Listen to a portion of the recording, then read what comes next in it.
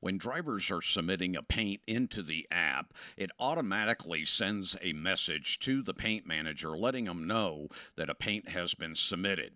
Here is an example of an email that was received by the paint manager for this particular driver and for this particular series. Now, at this point, we'll hit open request, and this is now going to take us into the app right to that paint for that driver.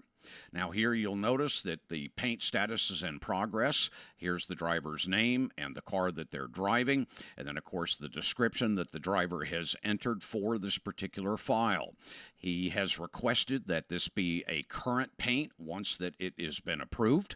Down below the paint file is a TGA file, and you can view it here. This is where the paint manager will approve the image by looking at it to make sure there's nothing on here that is not allowed by the series.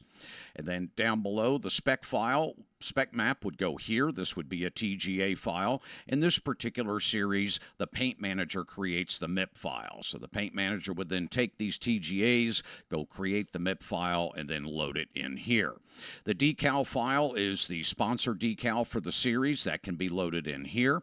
The spotter file is that lovely spotter image that's being created for this particular series. This replaces all of the iRacing default images of these types of cars on your roster and anywhere else throughout the system.